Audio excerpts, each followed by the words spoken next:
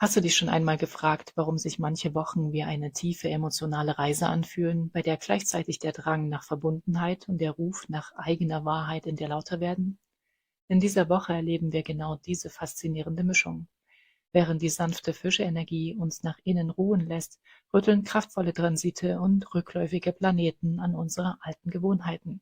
Es ist eine Zeit, in der das Hinterfragen von Zweifeln und das Pflegen familiärer Bande im Mittelpunkt stehen. Bleib dran, denn ich zeige dir, wie du diese Energien für deine persönliche Reflexion nutzen kannst. Willkommen zu einem neuen Astro-Oracle-Reading als Seelenkompass für die kommende Woche. Egal, ob du gerade auf YouTube zuschaust oder unterwegs zuhörst auf einer Podcast-Plattform deiner Wahl, ich freue mich, dass du heute dabei bist. Mein Name ist Nicole, ich bin spirituelle Mentorin, Astrologin und Coach für Biografiearbeit. Gemeinsam tauchen wir heute tiefer in die Welt der Astrologie, der Spiritualität und der Selbstreflexion. Wenn wir auf die Woche vom 23.02.2026 bis zum 1.3. blicken, spüren wir eine sehr weiche, aber auch forschende Energie. Die Sonne steht im Tierkreiszeichen Fische, was bedeutet, dass der Winter langsam ausklingt und unsere Innenkräfte besonders stark sind. Diese Zeit lädt uns ein, sanft und gütig zu agieren und uns bewusste Räume für Rückzug und Ruhe zu schaffen, um uns mit unserer inneren Mitte zu verbinden. Gleichzeitig werden durch die Aktivierung der Human Design Tore 37 und 63 dazu eingeladen, unsere familiären Bindungen zu pflegen und unsere innere Wahrheit durch bewusste Selbstreflexion zu erkunden. Der Start der Rückläufigkeit des Merkur fordert uns zusätzlich auf, noch einmal genau hinzuschauen und zu reflektieren, anstatt voreilig zu handeln. Denk immer daran, die Astrologie zeigt Tendenzen und Potenzial auf. Du bist nicht das Opfer der Umstände, sondern ein bewusster Schöpfer, der mit den Energien des Universums tanzt. Wie stark du diese Energien spürst, hängt immer auch von deinem ganz persönlichen Geburtshoroskop ab. Lass uns nun die Schlüsselmomente der Woche genauer betrachten. Der Montag, 23.02., klingt sehr ruhig aus, denn ab 23:28 Uhr haben wir eine Mondleere im Stier. Diese Phase bietet eine hervorragende Gelegenheit, um innezuhalten und sich zu zentrieren.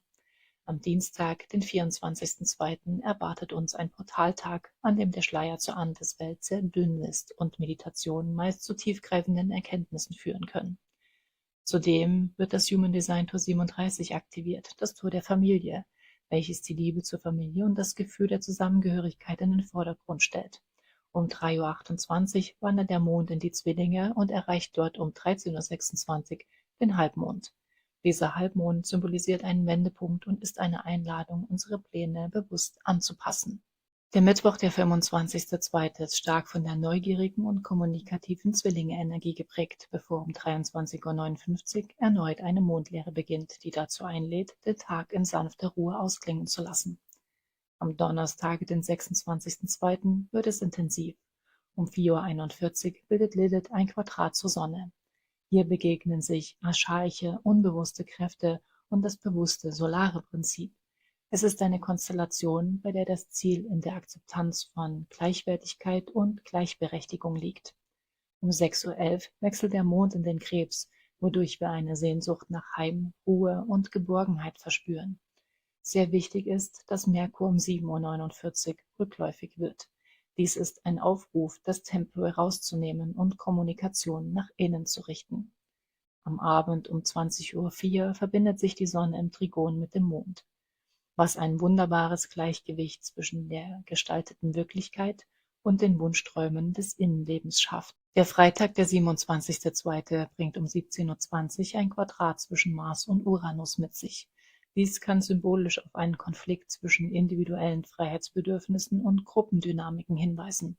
Um 18:08 Uhr trifft der aufsteigende Mondknoten in Konjunktion auf die Sonne. Das ist eine günstige karmische Ausgangslage, die ein großes Potenzial an Kraft und Kreativität anzeigt, wenn wir beginnen, bewusst zu leben.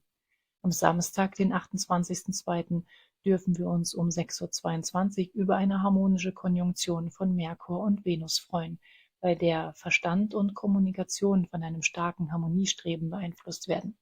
Nach einer Mondleere am Morgen wechselt der Mond um 9:18 Uhr in den Löwen. Nun orientieren wir uns nach außen und Themen wie Selbstdarstellung, Kreativität und Genuss stehen auf der Agenda. Der Sonntag, der 1.3., schließt die Woche mit dem Start des Human Design Tores 63 ab. Das Tor des Zweifels fordert uns auf, unsere Gedanken und Überzeugungen kritisch zu hinterfragen. Es ist eine Reise über die Erkundung zur inneren Wahrheit, die der Weiterentwicklung dient. Und nachdem wir nun die kollektiven Strömungen und kosmischen Ereignisse der Woche betrachtet haben, wollen wir den Blick tiefer nach innen richten. Denn diese Energien wirken auf jeden von uns anders, je nachdem, wo wir in unserem Leben stehen.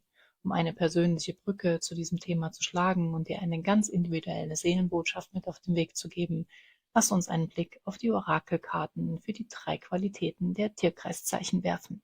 Wir beginnen mit den kardinalen Zeichen. Eure Orakelkarte für diese Woche ist der Schütze. Der Schütze ist das Zeichen der Entdeckung, des Lernens und der Sinnfindung. Er steht für die Erweiterung des Horizonts und die Suche nach einem tieferen Verständnis. In Verbindung mit der rückläufigen Merkurenergie und dem Tor des Zweifels schenkt euch diese Karte die Gabe einer unerschütterlichen Zuversicht, auch wenn der Verstand vielleicht gerade Fragen aufwirft. Sie ermutigt euch, alte Denkmuster zu verlassen und weltoffen zu bleiben, ohne dogmatisch auf euren Ansichten zu beharren. Als Reflexionsfrage dürft ihr diese Woche mitnehmen: Welche neuen Perspektiven oder Philosophien möchtest du liebevoll in dein jetziges Weltbild integrieren? Mein praktischer Tipp für dich ist: Lies diese Woche einen Artikel oder höre einen Podcast zu einem Thema, das völlig außerhalb deiner gewohnten Komfortzone liegt. Zur energetischen Begleitung kann der Sodalith genutzt werden, der symbolisch für die innere Wahrheitsfindung steht, oder auch der Lapislazuli, dem nachgesagt wird, geistige Weite zu fördern. Bei den ätherischen Ölen bietet sich Zedernholz für eine sanfte Erdung an oder Grapefruit, um traditionell eine optimistische Sichtweise zu unterstreichen. Ein schönes Ritual wäre es, abends für 10 Minuten deine ungefilterten Gedanken und Zweifel in ein Journal zu schreiben, um sie durch Erkundung in Klarheit zu verwandeln. Werbung. Die passenden Produktlinks findest du wie immer unten in der Beschreibung.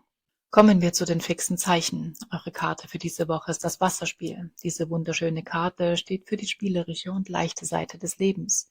Sie erinnert daran, dass Freude und Vergnügen wichtige Bestandteile unseres Daseins sind, während der Start in die Woche durch die Fische-Energie vielleicht tiefgründig und ruhig ist. Erinnert euch das Wasserspiel besonders zum Wochenende mit dem Löwemond daran, das Leben unbeschwert und fließend zu betrachten. Die Einladung ist, sich nicht im Ernst des Alltags zu verlieren und wieder mehr Leichtigkeit zuzulassen. Deine Reflexionsfrage lautet: Wo darf in meinem Alltag wieder mehr unbeschwerte Leichtigkeit und einfaches Sein einziehen? Ein praktischer Tipp für dich: Gönne dir einen bewussten Moment am Tag, der absolut keinen Zweck erfüllt, außer dir ein Lächeln ins Gesicht zu zaubern. Als begleitenden Stein kannst du den Sonnenstein wählen, dem nachgesagt wird, das innere Leuchten zu symbolisieren, oder den Karneol, der traditionell mit Freude und Kreativität verbunden wird. Bei den ätherischen Ölen kann dir Süßorange helfen, symbolisch für Heiterkeit zu sorgen, oder Bergamotte, die als Lichtbringer gilt. Ein passendes Ritual wäre ein intuitiver Tanz am Morgen zu deinem absoluten Lieblingslied, um die Energie im Körper fließen zu lassen. Werbung. Auch hier findest du die Links zu den Produkten in der Beschreibung. Und schließlich schauen wir auf die flexiblen Zeichen. Eure Karte ist der Mond. Der Mond symbolisiert die tiefsten Emotionen, unsere innere Welt und unsere existenziellen Bedürfnisse. Er repräsentiert das zyklische Wechselspiel der Gefühle. Da die Sonne diese Woche in eurem Pol weilt und wir das Tor der Familie durchlaufen, seid ihr besonders eingeladen, auf eure emotionale Intelligenz und euer Bauchgefühl zu hören. Die Gabe dieser Energie liegt darin, die Kraft von Fürsorge und Mitgefühl zu erkennen, ohne sich von emotionalen Schwankungen oder Launenhaftigkeit überfordern zu lassen. Deine Reflexionsfrage für diese Zeit ist: Welche tiefere emotionale Sehnsucht verbirgt sich eigentlich hinter deinen alltäglichen Wünschen? Mein praktischer Tipp für dich: Achte in dieser Woche besonders auf das, was dein Bauchgefühl dir in familiären oder nahen Beziehungen sagt, und kommuniziere dies sanft. Energetisch wird dem Mondstein nachgesagt, dass er eine starke Intuition symbolisieren kann, oder auch dem Selenit, der traditionell für geistige Klärung genutzt wird. Ein sanfter Duft wie Lavendel kann dich dabei unterstützen, symbolisch Entspannung zu finden, oder römische Kamille für ein Gefühl von Geborgenheit. Als Ritual könntest du dir am Abend ein warmes Fußbad mit Meersalz gönnen, um dich nach einem Tag voller emotionaler Eindrücke ganz bewusst zu erden. Werbung. Alle Empfehlungen findest du in der Videobeschreibung. Fassen wir diese Woche noch einmal zusammen. Wir navigieren durch sensible und mitfühlende Energien, getragen von der Sonne in den Fischen und dem Tor der Familie. Die Rückläufigkeit des Merkurs und die nachdenklichen Aspekte fordern uns auf, den Blick nach innen zu richten, alte Überzeugungen und Zweifel zu überprüfen und sanft mit uns selbst und unseren Liebsten umzugehen. Es ist eine Phase der Reflexion, in der die leisen Töne und die innere Wahrheit mehr Gewicht haben als lautes Handeln im Außen. Ich danke dir, dass du deine Zeit mit mir geteilt hast. Wenn du tiefer in diese Themen eintauchen möchtest, abonniere gern meinen Kanal auf YouTube bzw. meinen Podcast und teile deine Gedanken in den Kommentaren. Werbung. Alle Links zu den erwähnten Ressourcen oder den von mir verwendeten Produkten findest du wie immer in der Beschreibung bzw. den Shownotes. Pass gut auf dich auf, sei sanft mit dir selbst und erinnere dich immer an dein inneres Potenzial. Bis zum nächsten Mal. Alles Liebe.